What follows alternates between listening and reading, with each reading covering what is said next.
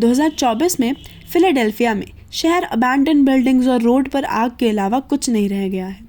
आसपास एक भी सर्वाइवर नजर नहीं आ रहा है। 1988 में फिलाडेल्फिया में भी एक रहस्यमय हुड वाला व्यक्ति शहर से गुजरता है।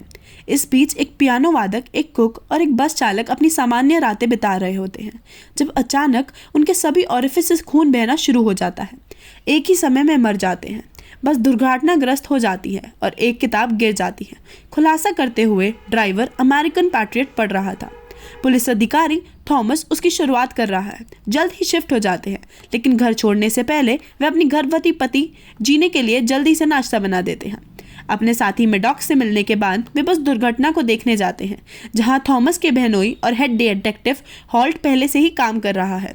जब वे शरीर को देखते हैं तो उन्हें टुकड़े मिलते हैं। जमीन पर ड्राइवर का दिमाग और उसकी गर्दन पर 3 अजीब पंचर घाव। बाद में वे पियानो वादक और रसोइये की जांच करते हैं। ठीक उसी स्थिति का पता लगता है, ब्रेन चंक्स और 3 पंचर के घाव। बाद में थॉमस और मेडॉक्स शव परीक्षण के प्रभारी डॉक्टर से मिलने जाते हैं, जो बताते हैं कि घाव इंजेक्शन स्थल थे जो वर्टिब्रे को प्रभावित करने के लिए काफ़ी गहरे थे। हालांकि लैब में कोई नहीं इस इंजेक्शन में इस्तेमाल किए गए जहरीले पदार्थ की पहचान कर सकते हैं। फिर वे बाहर जाते हैं कुछ खाने के लिए और थॉमस जीन के लिए एक कंगन खरीदने का मौका लेते हैं। उनका डाइनर एक पुलिस वाले की कॉल से इंटरप्ट होता है, जिससे उन 3 पंचर घावों के साथ एक अन्य व्यक्ति को पाया जाता है, लेकिन यह वाला अभी भी जिंदा है। यह जोड़ी क्लब में जाती है, जहां हॉल्ट भी पूछताछ के लिए आ रहा है और उन्हें पता चलता है कि इस लड़की पर एक अश्वेत महिला ने नीली हुडी और खूनी हाथ से हमला किया है। इससे पहले कि वह अधिक जानकारी प्रदान कर सके, हालांकि वह वैसे ही मर जाती है जैसे अन्य सभी ने किया था। पुलिस हर ब्लैक महिला से पूछताछ करना शुरू कर देती है, जिससे वे सबूत ढूंढ सकते हैं और कुछ गवाहों को धन्यवाद उन्हें मिलती है एक पहचान। जल्द ही वे उस क्षेत्र का पता लगाते हैं जहां हत्यारे को आखिरी बार देखा गया था और थॉमस और मेडॉक्स मात्र संयोग से उसके सामने आ जाते हैं। उसका नाम राया है और वह मेट्रो स्टेशन में छिपने के लिए दौड़ती है, इसलिए पुलिस वहां उसका पीछा करती है। गायब हो जाती है जब कार में रेडियो घोषणा करता है कि जीन लेबर में जा रही है। थॉमस को जमीन पर एक खाली फ्यूचरिस्टिक हथियार मिलता है, जो कि राया के इस्तेमाल की जाने वाली इंजेक्शन वाली चीज की तरह दिखता है, लेकिन यह मेडॉक्स है जो उसे पहले ढूंढता है। राया आसानी से उसे लड़ती है और उसके पैर पर तोड़ देती है भागने से पहले, लेकिन वे जो शोर करते हैं वह थॉमस के लिए उन्हें खोजने के लिए पर्याप्त है। वह अपनी बंदूक को निशाना बनाता है। जब वह रहस्यमयी शब्द बोलने लगती है तो वह जम जाती है। राया उसका नाम जानती है और कहती है, this is where it happens. वह उसे अपनी बेटी की बधाई भी देती है और मेडॉक्स के लिए माफ़ी मांगती है। दावा करना उसका मतलब नहीं था। थॉमस इसे सुनना नहीं चाहता और उसे गिरफ्तार करने की कोशिश करता है, लेकिन राया लड़ती है। उसे बंद कर दिया और उसे एक बेंच पर हथकड़ी लगा दी, यह याद करते हुए कि उसके पास अभी भी उसका हथियार है। थॉमस ने उसे इससे मारा और जब ट्रेन गुजरती है तो राया मर जाती है। मामला को बंद कर दिया जाता है। थॉमस छोड़ देता है स्टेशन और एक अन्य अधिकारी उसे उसकी पत्नी के बारे में बताते हैं। थॉमस अस्पताल भागता है, जहां वह एक अन्य पुलिस वाले से संपर्क किया, जो उसे बताते हैं कि राया के पास कोई आईडी या फिंगरप्रिंट मैच नहीं था। वह कोई भी नहीं थी, उस पर केवल कुछ अजीब चाबियां थी। अधिकारी थॉमस से उसकी रिवॉल्वर भी मांगता है, क्योंकि राया के हाथ में सर्विस गन से एक गोली लगी थी, जो अजीब है क्योंकि पुलिस वाला नहीं है। अपराध के सीन ने उनके हथियारों को निकाल दिया। फिर थॉमस को एक नर्स मिलती है जो उसे बताती है कि जीन को जन्म देने में परेशानी हो रही है और हैमराजिंग हो रही है। थॉमस उसकी तरफ दौड़ता है और उसकी कलाई पर कंगन डालता है, लेकिन उसकी प्रेजेंस पर्याप्त नहीं है। क्षण भर बाद डॉक्टर थॉमस और हॉल्ट को न्यूज़ देते हैं, बच्चा सुरक्षित है, लेकिन दुर्भाग्य से जीन की मृत्यु हो गई है। 9 साल बाद 1997 में थॉमस, जो अब एक जासूस है, उसने अपनी बेटी एमी के जन्मदिन पर टाइम बिताने के लिए छुट्टी ली है। एमी बचपन से ही अपनी माँ का ब्रेसलेट पहनती आ रही है और हर साल थॉमस उसे उपहार देता है। इसके लिए एक नया चाम। उनका पहला पड़ाव कब्रिस्तान में जीन की कब्र पर कुछ फूल छोड़ना है और थॉमस ये देखकर चौंक गया कि कोई पहले से ही वहाँ था और फूल भी छोड़ गया था। अगला उन्हें जू जाना चाहिए, लेकिन थॉमस को एक आपातकालीन कॉल आती है और चूंकि यह बहुत महत्वपूर्ण है, वह एमी को एक पल के लिए दूसरे पुलिस वाले के साथ छोड़ देते हैं और लेटेस्ट क्राइम पर नजर रखता है। मेडॉक्स भी वहाँ है, एक लंगड़े के साथ, और कसम खा रहा है कि वह पहले जीन के लिए फूल छोड़ने वाले में से नहीं था। थॉमस को बुलाए जाने का कारण यह है कि घाव के 3 पंचर वाला एक शरीर दिखाई दिया है और चूंकि आज एनिवर्सरी है, यह कोई इत्तेफाक नहीं हो सकता। इस बार पीड़िता एक राजनीति के प्रोफेसर और अजीब जहर का फिर से इस्तेमाल किया गया है, जो अजीब है क्योंकि पुलिस प्रयोगशाला यह पता नहीं लगा पाई कि यह क्या था। हॉल्ट जो अब लेफ्टिनेंट है भी आता है और थॉमस को यह बताने के बाद कि उसने जीने के लिए भी फूल नहीं छोड़े, वे सुरक्षा कमरों की जांच करते हैं और रिया के समान हुड्डी पहने हुए एक व्यक्ति को पाते हैं। अधिकारी इस एक नकलची पर दोष देने का निर्णय लेते हैं, लेकिन थॉमस निश्चित नहीं है और पुराने मामले को फिर से खोलने के लिए एमी को वापस स्टेशन ले जाता है। वो रिया की मृत्यु के साथ कभी सुरागों को बारीकी से नहीं देखा क्योंकि केस बंद हो गया था, लेकिन अब इसे सुलझाने का समय आ गया है। थॉमस उन चाबियों को भेजता है जिन्हें उन्हें विलेक्षण के लिए पाया था, जबकि वह पाता है कि 2 और समान घावों वाले शरीर पाए गए हैं और वह स्टेशन पर रहने और केस पर काम करने का फैसला करता है। इसलिए एमी की बर्थडे आउटिंग रद्द की गई। वे सभी पीड़ितों के बीच कोई संबंध नहीं पा सके, लेकिन थॉमस को चिंता होने लगी जब उसे पता चला है कि नकल करने वाले का हाथ रिया की तरह घायल है। फिर भी उन्होंने उस विवरण को सभी सार्वजनिक नहीं किया। परीक्षण के परिणाम आते हैं, यह दिखाते हुए कि कीज किसकी है और वे 1996 में निर्मित छोटे हवाई क्षेत्रों में एक विमान जिसका कोई मतलब नहीं है क्योंकि उन्हें ये कीज 1988 में पाई। क्षेत्र में केवल एक हवाई क्षेत्र में उस तरह का विमान है, इसलिए थॉमस निकल जाता है। एमी एक अधिकारी के साथ इसकी जांच करने जाती है। हालांकि रास्ते में वह डॉक्टर राव से टकरा जाता है जो इस मामले को इंगित करते हैं। उसके अध्ययन के कुछ संयोग है। हत्याएं एक विशिष्ट से मेल खाती हैं। लूनर पेरिगी को ब्लड मून के रूप में जाना जाता है, जिसे समय यात्रा में एक पुल खोलने के लिए संदिग्ध किया जाता है, लेकिन थॉमस और मैडॉक्स उसे गंभीरता से नहीं लेते। जब वे इसे हवाई क्षेत्र में जाते हैं तो इसे बंद पाते हैं, लेकिन थॉमस इमारत में एक रोशनी देख सकता है और किसी भी तरह से घुसने का फैसला करता है। क्लर्क इस बात से इनकार करता है कि उसने आज रात किसी को भी नहीं देखा है। थॉमस बता सकते हैं कि वह अजीब और घबराहट से व्यवहार कर रहा है। इस प्रकार वह नोट्स के माध्यम से उसके साथ संवाद करने की कोशिश करता है, क्योंकि उसे संदेह है कि उसे बंधक बनाया जा रहा है।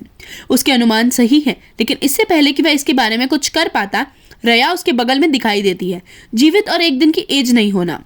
उस पर अपनी बंदूकें तानते हुए वह थॉमस के हथियार गिरा देती है। फिर क्लर्क को आदेश देती है उसे बांधने के लिए। उसके और रिया के बीच क्लर्क के रूप में थॉमस मौका लेता है, अपना फोन निकाले और मैडॉक्स को कॉल करे ताकि कुर्सी से बंधे होने से पहले वह सुन सके जो हो रहा है। इसके बाद रिया विमान की चाबियां मांगती है और जब क्लर्क उन्हें लेने जाता है तो वह अपना हथियार निकाल लेता है खुद का बचाव करने के लिए, सिवाय इसके कि रिया कार्रवाई करने के लिए तेज है और उसे अपने लिए हथियार हड़पने के लिए बाहर निकालती है। अचानक वह मैडॉक्स द्वारा उसके पीछे दिखाई देने से चौंक गई और उसने गलती से उसे गोली मार दी। उसे बिना मतलब के मारना जो 9 साल पहले थॉमस को दी गई माफी की व्याख्या करता है। एक बैकअप हॉल्ट के नेतृत्व वाली पार्टी पहले से ही हवाई क्षेत्र में आ रही है, इसलिए रिया थॉमस को अपने साथ दूर विमान में ले जाती है। थॉमस बाहर निकलता है और जीन के सपने देखता है, इससे पहले कि रिया उसे जगाती है और उसका पीछा करना बंद करने के लिए कहती है, क्योंकि वह लोगों की जान बचाने के लिए यह सब कर रही है। उसके जीवित होने का कारण यह है कि हर 9 साल जब चंद्रमा अस्त होता है तो वह वापस आ सकती है, लेकिन लंबे समय तक नहीं। वह अधिक व्याख्या नहीं करना चाहती क्योंकि थॉमस को रुकने और अपनी बेटी के घर वापस जाने की जरूरत है, लेकिन जब से वह मना करती है, रिया धक्का देती है उसे विमान से बाहर और पानी में। थॉमस किनारे पर तैरता है और दुर्घटनाग्रस्त विमान को ढूंढता है। अभी तक कोई रिया सीन में नहीं है। सुबह हॉल्ट के लापरवाह होने के लिए उसे डांटने के बाद थॉमस बताता है उन्हें रिया का शव नहीं मिला क्योंकि वह सबसे अधिक संभावना भविष्य की एक टाइम ट्रैवलर है। 9 साल बाद 2006 में थॉमस हैरोल्ड नामक एक व्यक्ति की कब्र खोद रहे हैं जिसकी मृत्यु को एक लत के रूप में खारिज कर दिया गया था, लेकिन थॉमस को उसका कंकाल पर अब 3 घाव वाले पंचर मिले। वह इस केस से इतना ऑब्सेस्ड हो गए हैं कि फोर्स छोड़कर प्राइवेट इन्वेस्टिगेटर हो गए। रिया के पीछे के रहस्य का पता लगाने के लिए वह अपनी कार में रहता है और उसके पास एक रेडियो है, किसी भी सुराग के लिए कान बाहर निकालने के लिए पुलिस की फ्रीक्वेंसी में। थॉमस ने चंद्रमा और उसकी ऊर्जाओं के बारे में भी पढ़ना शुरू कर दिया, डॉक्टर राव की तलाश करते हुए, लेकिन वह पूरी तरह से गायब हो गया है। बाद में एक सूची में नोवाक के नाम की जांच करते हुए थॉमस विधवा से मिलने जाता है जो उसे बताती है कि नोवाक एक white nationalist militia group run करता था। नोवाक की एक्स हीथर उसके साथ काम करती थी, इसलिए थॉमस उसका नाम लिखता है नीचे इस समूह के सदस्यों की एक सूची के लिए पूछने से पहले। यह सूची वे कनेक्शन है जो लापता है क्योंकि उस पर उसे रिया के कई पीड़ितों के नाम मिलते हैं। बाद में थॉमस स्कूल में एमी को लेने जाता है। आजकल वह हॉल्ट और उसकी पत्नी के साथ रह रही है और वह अपने पिता से ज्यादा नहीं मिलती। वास्तव में वह उसकी इस जीवन शैली को अस्वीकार करती है, फिर भी वह उसके बारे में बताने की कोशिश करती है। उसके जीवन की कोई भी खबर जिसमें एक प्रेमी का उल्लेख भी शामिल है जिसे थॉमस याद नहीं करता, भले ही वह उससे पहले मिल चुका है। फिर थॉमस एमी को उसके घर छोड़ देता है, लेकिन उसे जन्मदिन गिफ्ट दिए बिना नहीं, जो एक और चाम है। दुर्भाग्य से एमी ने युगों पहले कंगन पहनना बंद कर दिया था और थॉमस ने ध्यान भी नहीं दिया। अगला, थॉमस हॉल्ट के साथ कैफे में मिलने से पहले जीन की कब्र पर जाता है, उसे मिले नए सुराग देखने के लिए। थॉमस को लगता है कि रया सभी सदस्यों को मार रही है, इस समूह के भविष्य के एक एडवांस जहर के साथ, जिसे दूरस्थ रूप से सक्रिय किया जा सकता है, और वह समय के पीछे जा रही है जबकि बाकी दुनिया आगे बढ़ रही है, जो बताती है कि क्यों थॉमस ने उसे मरते देखा और फिर ठीक हो गया, और उसे थॉमस के बारे में वह जानकारी क्यों थी। वह बस चाहता है कि हॉल्ट हीथर का पता पाने में उसकी मदद करे, लेकिन हॉल्ट को लगता है कि वह पागल है और टाइम ट्रैवलिंग थ्योरी को खारिज कर देता है। अभी हार मानने को तैयार नहीं थॉमस रोने का नाटक करता है और स्वीकार करता है कि वह बुरी हालत में है, मानसिक स्थिति के साथ अपने कार्यों के लिए क्षमा मांग रहा है। हॉल्ट ने उसे गले लगाया और उसे थेरेपिस्ट खोजने में मदद करने का वादा किया, और थॉमस उसका बैग चुराने का मौका लेता है।